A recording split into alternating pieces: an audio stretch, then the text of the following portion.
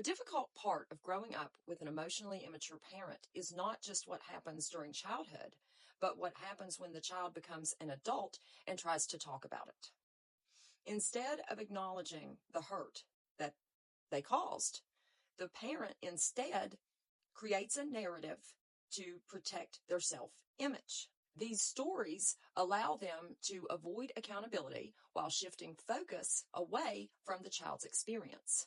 One common response is, "I did the best I could." While many parents do genuinely do the best that they know how, this statement acts as a conversation stopper, not the beginning of accountability. Doing your best does not erase the impact of your actions.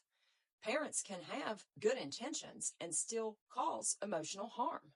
One thing that often gets overlooked is the fact that the parent established the emotional tone of the relationship.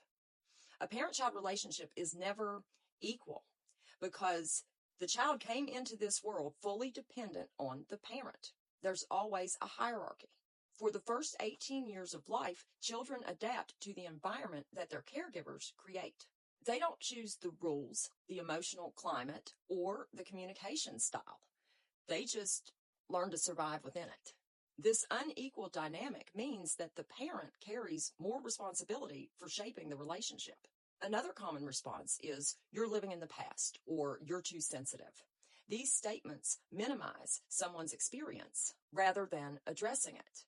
When someone says that they're hurt, the healthy response is curiosity and a willingness to listen, not deciding that their feelings are invalid and they should just move on. Some parents try to rewrite history by claiming that events never happened or that their child remembers everything incorrectly. Others point to the sacrifices that they've made after everything I've done for you. While food, shelter, clothing, medical care, physical needs are important, those things do not erase emotional neglect, chronic criticism, manipulation, and unstable or unpredictable behavior. Meeting physical needs is part of parenting, but children also need emotional safety, validation, and consistency to thrive. Another toxic narrative is portraying themselves as the true victim. Instead of asking themselves why their child has pulled away, they focus on how unfair estrangement feels to them. They may tell their friends and coworkers that they have no idea why their child doesn't speak to them anymore. Or they may try to reduce years of trauma and conflict to a single incident.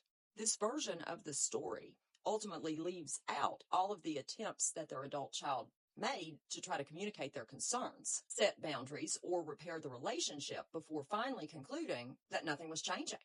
When accountability feels too threatening, many emotionally immature parents attempt to shift blame onto outside influences. They may insist that a spouse, a friend, a therapist, or social media turn their child against them, which is kind of insulting because that is alluding to their child can't think for themselves and make their own decisions. These explanations ignore a much more likely and simpler possibility. The adult child reached their own conclusions after years of lived experience. Estrangement rarely happens overnight. It is a difficult decision that usually only comes after the child has exhausted absolutely every tactic they know to do. Parents do not have to be perfect to maintain loving relationships with their adult children. They do, however, have a responsibility to acknowledge the influence and impact that their behaviors had on the child during their younger years when the child had little power and few choices. Healing becomes possible when accountability replaces defensiveness and empathy replaces denial. But when preserving a comforting narrative becomes more important than understanding the pain that led to the estrangement, then distance is the healthiest choice an adult child can make. Have a good day.